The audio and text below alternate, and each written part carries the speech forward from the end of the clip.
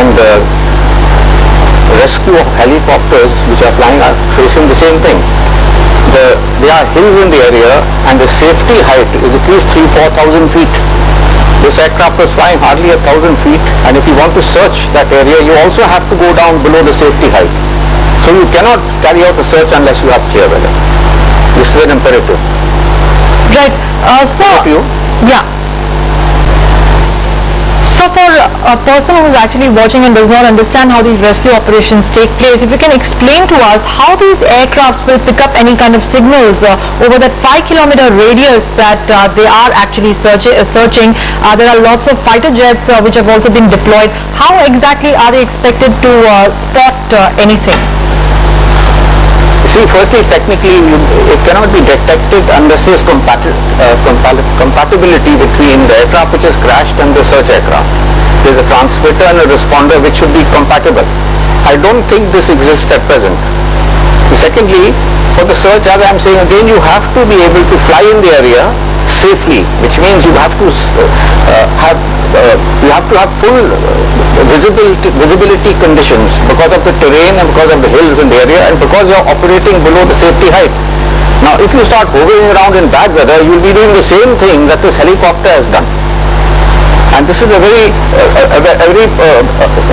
maximum accidents taken at low level are due to this aircraft flying in bad weather below the safety height. And I would not advise any helicopter to fly unless they are in full visible conditions. Right, so are you of the view that troops that are actually going in on foot at this time perhaps are better equipped to handle search operations considering the weather conditions? If the weather is bad, the aircraft can't go, he can't see, he can't spot. It is safer to use the people on the ground. But they should also look in the correct area. Now this aircraft was flying, it has deviated from its track because of bad weather and obviously done a left turn. So they should look on the western slopes of those hills which are there rather than search the whole flat area. He has gone into a hill which was in his path, which was higher than what he was flying. This is all the evidence indicating that the aircraft got into bad weather, he is below the safety height and he struck the object on the ground. Right, and sir, we understand that Sukhoi aircrafts have also been pressed into action. How are the Sukhois in any way better equipped? If you can explain to us how they are likely to detect anything. You see, the Sukhoi is a very high-tech, modern technology aircraft, and they can fly above the safety height, and they have got instrumentation and avionics with which they can detect targets on the ground through the imaging, through the system they have, infrared imaging. So when they fly, the equipment receivers are sensitive to variations in temperature. So if human beings are there, then of course it's meant for that only, then you can detect it. If big equipment is there where the contrast of temperature between the equipment and the ground is visible, then they'll be able to detect that. That's how it works. It's very high technology and requires at least some size. I mean, you can't pick up specks on the ground, at least with the equipment we have just now. And Air Marshal, we wouldn't like to speculate at this time, but are there any telling references or any telling signals that authorities would be on the lookout for? Alright, I think we've lost the link with Air Marshal Denzel Keeler there, but let's quickly tell you that search operations have been underway since last night, and now there is a three-pronged approach which is being adopted to search for the missing Andhra Pradesh Chief Minister and his chopper. And also we do know that about 700 villagers along with paramilitary forces, greyhounds and former Naxals are combing the Nallamala forest area in a 5-kilometer radius. Let me go back to Air Marshal Denzel Keeler, who is back with us. Air Marshal Keeler, just wanted to ask you one more question. Is there any way or any kind of signal that can be picked up if a particular aircraft had suffered any impact? Because there has been a lot of debate on whether there could have been some kind of an emergency landing. See, the aircraft, there is equipment available which operates and sends out a signal when an aircraft crashes. As you know, the aircraft which crashed, in the civil aircraft which crashed, they always look out for that signal. Now this is available, but you know, you have to have the equipment on board. Helicopters are not so highly sophisticated and equipped the way the big aircraft are. And secondly, who's got the transponder, who's got the receiver? If my fighter aircraft have a transmitter, then my rescue aircraft have to have a corresponding receiver. Now, this doesn't exist in what I am seeing. So I don't think that electronic system which we are talking about is applicable in this case, because it is not existent.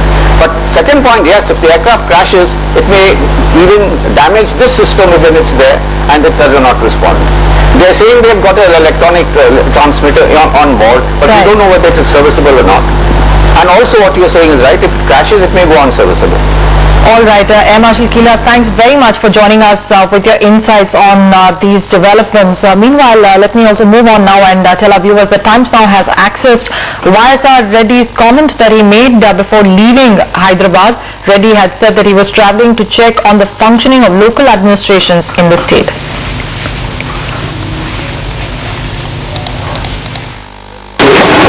ముందు చెప్పకుండా ఈరోజు ఉదయం 5 గంటలకే చెప్పాను నేను ఏ గ్రామానికి వస్తున్నాననే విషయం.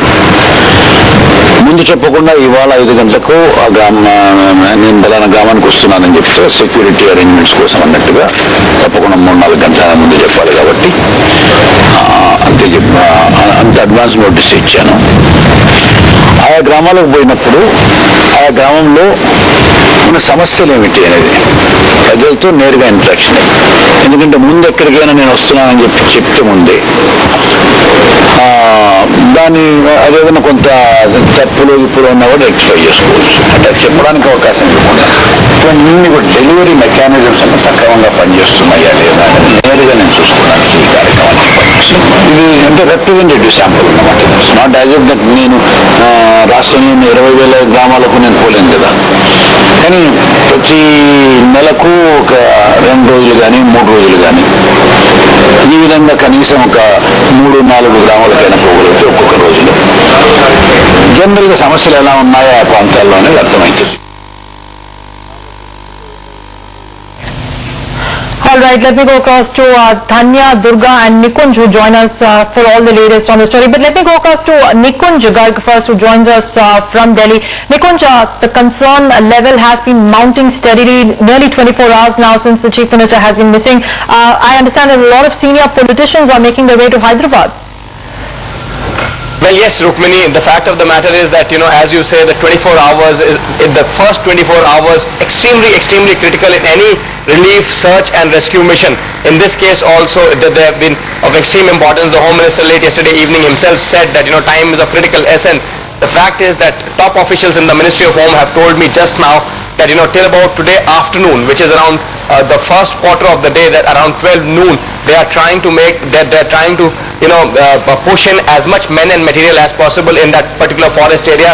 And they expect a result by the first quarter of the day today, that is around 12 to 1 o'clock. They are expecting a confirmation either way. They say that, by that time they would have formed the entire forest area possible, and then they would have a confirmation either way, if there was a forced landing of the chopper, if there was an emergency landing of the chopper, or if unfortunately the chopper had actually made an emergency landing and crashed.